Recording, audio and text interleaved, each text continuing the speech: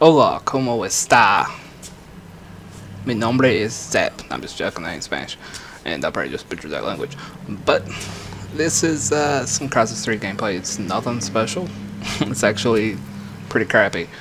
Um, the reason I use this is just because it's the newest game out that I have.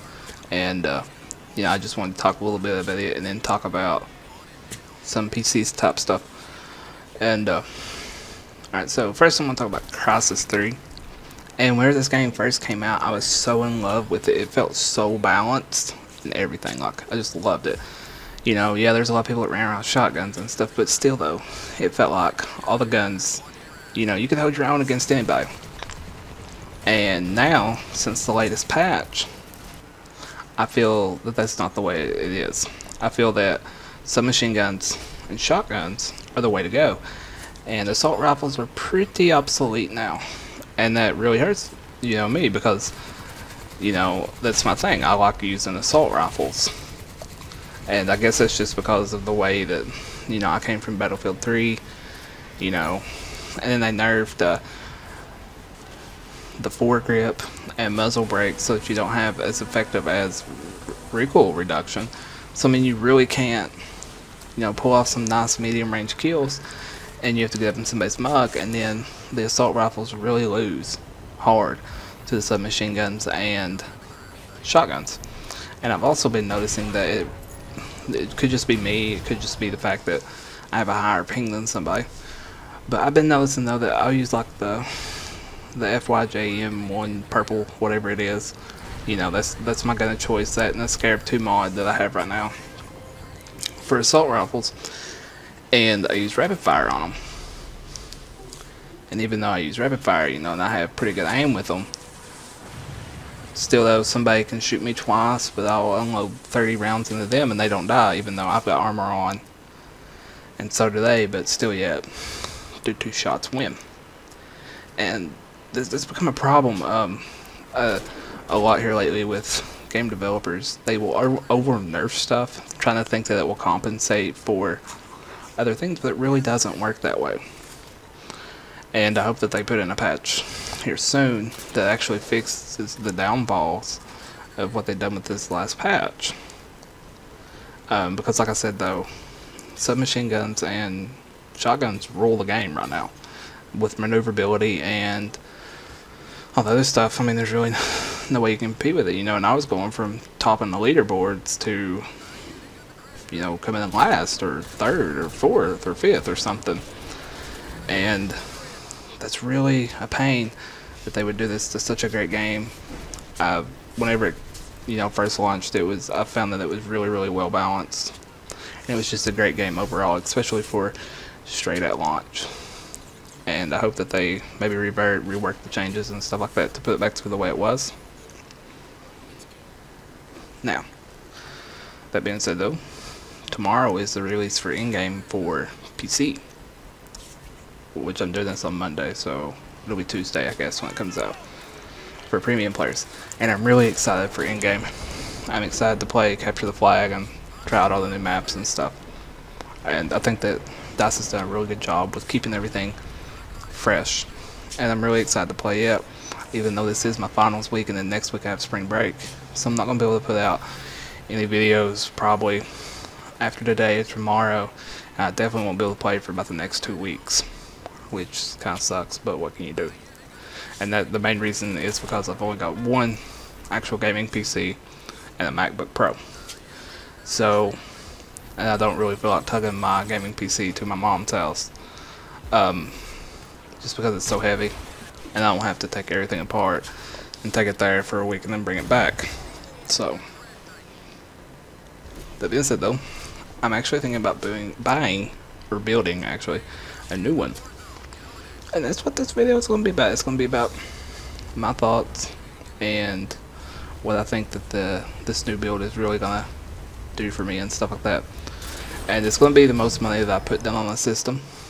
But it's not just going to be the system itself, it's going to have some new peripherals and stuff. I'm going to update my monitor and keyboard and stuff like that. And I really hope this is going to be able to allow me to put out better quality videos and stuff like that. So let's get started with the actual build. Now I'm doing an AMD build, and before anybody's like, oh, AMD, blah blah, this is just because of the new real world benchmarks that have been put out by people like Raise the World and stuff, showing how well it actually competes with the i7 3770K, and it does really, really well. So that's the reason for that, and I want to stream. Alright, so for the case, I'm not sure yet what I want to use.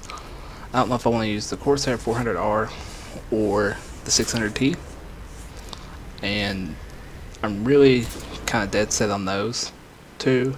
I really want a nice Corsair case, make it look elegant and sweet. For processor, of course, we're going to go with the 8350, the AMD FX, the new one. Motherboard, we're going to use the Asus Sabertooth 990FX. And the reason I'm going with the Asus Sabertooth is just because it does have the tough armor, and it looks really, really well. And it's Asus, so it's high quality. It's got the UEFI BIOS, it's going to stay cool and allow me to overclock more. And as far as motherboards go, you can't really get any better than Asus, in my mind. And for the power supply, we're going with the Corsair. And it's an 80 plus gold, 850 watt modular with an active PFC. And the reason I'm going, it's expensive, it really is. It's $160.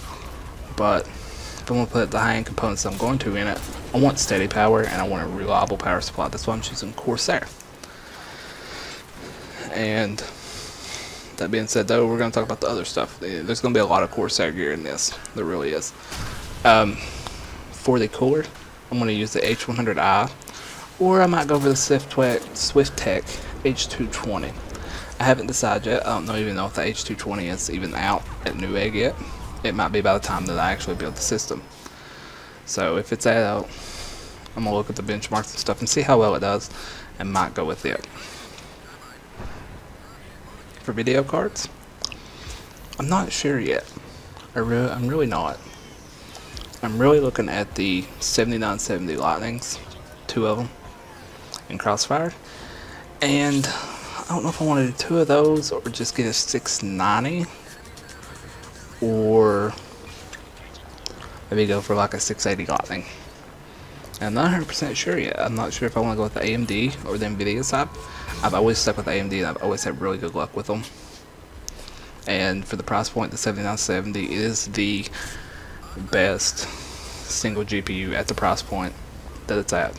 Yeah, the GTX Titan raffle stomps it, but I can spend $950 on two 7970 Lightnings.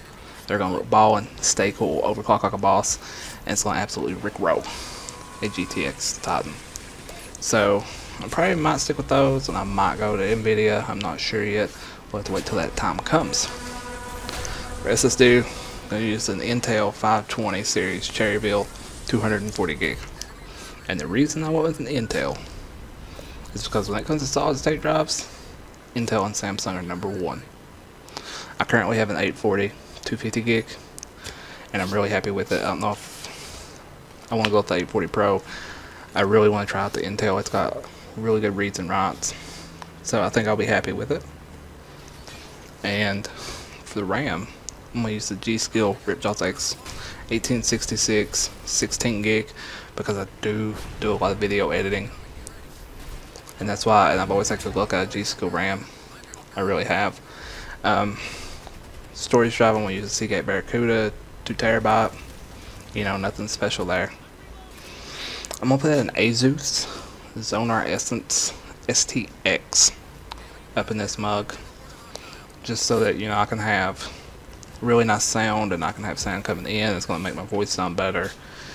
And I'm, you know, if I'm going to build a high-end gaming rig like I am, you know, it's not going to just be high-end gaming. I'm going to use it for all my video editing and streaming and stuff like that. I really want a sound card. And now for the peripherals. That word's hard to say. I'm going to use the Razer Black Widow Ultimate mechanical keyboard. The reason I'm going with it is because I love Razer gear. I've had really good luck out of all the Razer gears that I have. Yeah, I'm on the Stromo and my Naga and stuff. And I really want to update my Logitech G110. It's a good keyboard, but I want the responsiveness and stuff from a mechanical keyboard, like the Black Widow. For headphones, I'm wanting to upgrade from my Turtle Beaches that I have now. They're like the $60 Turtle Beaches. They're nothing special. I mean, they get the job done. I'm gonna go with the Razer Megalodon, and I've heard good reviews about it, and you know, it's got the 7.1 and stuff like that, and it looks like a really sweet headset. So I'm gonna give it a try. It's Razer gear, so it should be pretty good. And I forgot about just the random run-of-the-mill DVD drop. So, and then for the monitor, I'm gonna use an